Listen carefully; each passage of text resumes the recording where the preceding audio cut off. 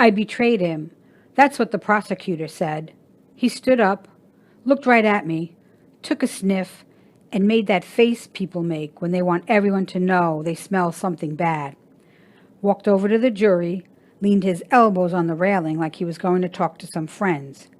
Then he whipped around real fast, pointed his finger at me, and screamed so loud this old lady in the jury jumped. She betrayed him! I didn't betray him. I killed him. There's a difference. At least I thought there was when we started this. But when I hear it all laid out, starting from when I first met Byron, I'm not sure. Byron, I should have known better. What the hell kind of name is Byron? I can still see him, with his little blonde head, his glasses, and all those books. He used to watch me all the time with this funny smile. It would have been creepy if he hadn't been such a geeky little kid. One day, right before my 40th birthday, I'm sitting on the steps by myself, like usual, having a soda, smoking my cigarette, and I see him coming. He comes all the way across the campus to talk to me. All I could think of was, Lord have mercy, what can this little white boy want? He wasn't in any of my classes.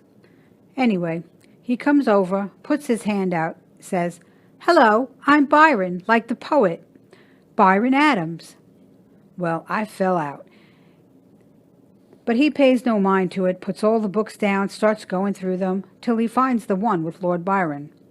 Then he holds it up like show and tell and says, "See, just like him." It was so strange. He knew I knew who Byron was. Hell, I teach English. At least I used to. And he knew I was not going to be impressed by any college kid knowing who Byron was, but that wasn't the point. The prosecutor is pointing at me and shouting again. He's speaking so formally, the way I talk to my classes. I can't hear him, but I can see his Adam's apple going up and down and all his teeth are showing. When Byron bit pizza, all his teeth showed. I ate pizza with him because after that first day, he'd turn up all kinds of places. So we ate pizza, we drank coffee, and he'd talk about anything for as long as I'd listen. And you know something? He was the sweetest, most charming creature I ever met. Once he said, "You never tell me anything." I argued with him, told him I did so tell him stuff. But he said, "No, you never tell me anything about you." So I evaded. I told him I was basically very dull and he wouldn't be interested, and it was inappropriate for a professor to discuss certain things with students, and any other inane excuse I could think of.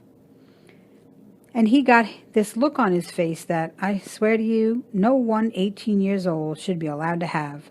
And he said, "You should be careful standing behind all those walls. They could fall on you." Well, it wasn't what I expected him to say, but it wasn't like I hadn't heard similar before.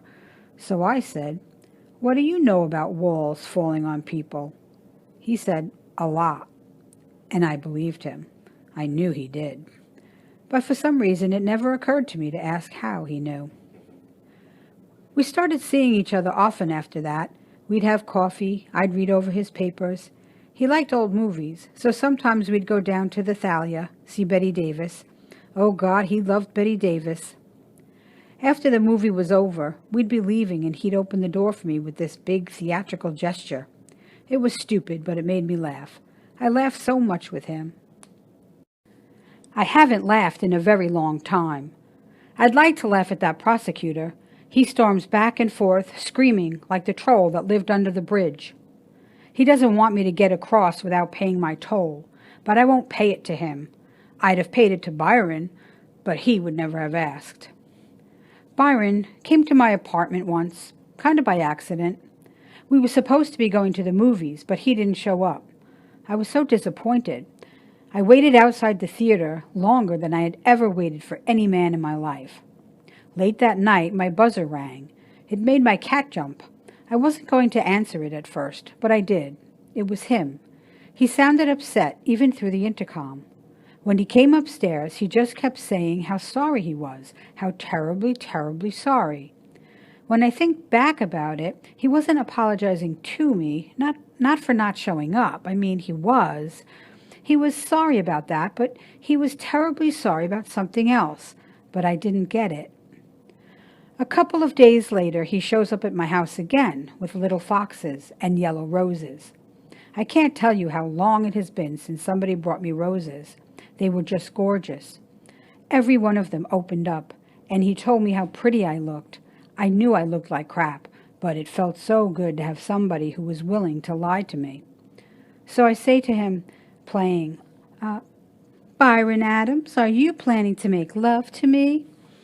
And he looks at me so serious and he says, No, I am making love to you. That one threw me right on my butt. I had to sit down.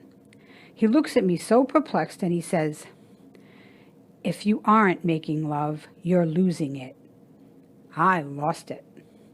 Anyway, we sat and watched a movie. I ordered Chinese, sat in my big old chair, dug my toes into the carpet, and we talked. We talked about stuff I couldn't tell anybody because the words would never come out of my mouth, but they came to him. I told him about being a little girl, about being a big girl, how frighteningly similar they were. I told him about being lonely, ugly, scared, about being happy, ecstatic, about the stupidest stuff. And this boy, this little blonde boy, understood it all. Isn't it amazing how one-sided things can be? How one person can understand everything while the other one understands nothing at all? He left around midnight. Nothing happened. It didn't feel like anything ought to happen.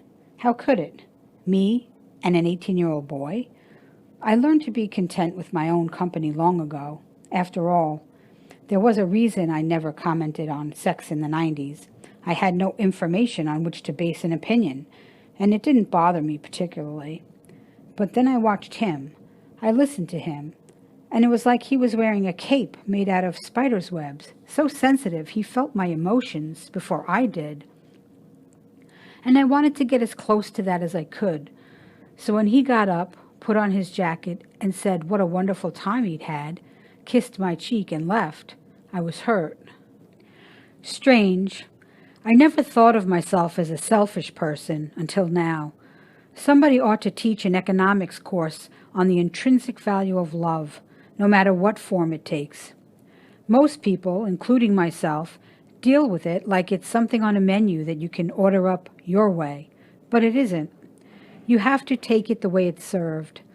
But once I set my mouth for love, well done, nothing else would do. One rainy afternoon, I was supposed to meet him at the theater to see Dark Victory. I didn't have any classes to teach, he didn't have any to attend, so we planned to meet for the early show, but I was late, 45 minutes late. A student came to see me over some grade she didn't think she deserved. The subway wouldn't come. So when I finally arrived and he wasn't outside, I wasn't surprised. I didn't expect him to wait in the rain, but I knew how much he liked the movie, so I figured he might have gone in anyway. So I buy a ticket from this bubblegum popping girl at the booth and run in. There's almost no one in the theater, but I hear these kind of wet noises over on the side. I glance over and I can just make out a gray man's head lolling back and forth on his neck like he's having some kind of seizure. I start into the aisle to see if he's okay. I get about halfway there and I see this blonde head in his lap. I know this blonde head. For a minute I'm just frozen. I don't feel like I walked in on someone. I feel like I've been walked in on, like I'm the one caught, exposed. I don't stay long enough to see the gray one hand over the money. I heard about that during the trial. It wouldn't have made any difference anyway. I was too busy being betrayed. I don't remember deciding to leave. I remember my legs were leaving and they took me with them. I looked like one of those characters in bad movies that you couldn't feel compassion for if you tried. I ran into the lobby and it felt like everyone stared at me. The popcorn man, the usher, that damn bubblegum girl. I knew when I left they would all start saying, "Why did she run out? What's wrong with her?" They would go into the theater to look. Then they would see and they would all laugh. I think I started crying before I got home, but I didn't officially cry until I got in the shower, so the water would keep my eyes from swelling. I wanted to be beautiful when I called him a slut and asked him if he knew he could get AIDS from doing what he did, and threw him out of my home and my life forever. I thought he used me, even though I couldn't imagine for what. But it didn't go like that when he came. But it isn't like the prosecutor says either. He says I planned it, that I lured him to my apartment intending to kill him.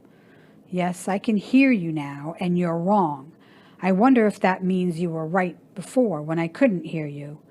They say your mind does that, you know, screens out things you can't bear to hear.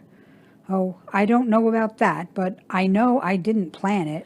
Byron just appeared at my door, dripping wet, smiling like a sun shower. I let him in. He stopped by because he said he thought I might have been kept late. He rented Baby Jane on the way, bought a bottle of soda, he knew I didn't drink, and some microwave popcorn. I asked him if he'd stayed for the movie. He said, "Yeah, it was great, but I missed you." So I said, "You had to watch it by yourself?"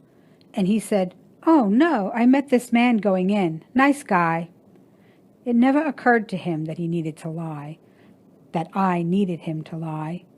He took off his blue slicker, said, "Fix the popcorn, I'm starving and I can't wait to see this movie."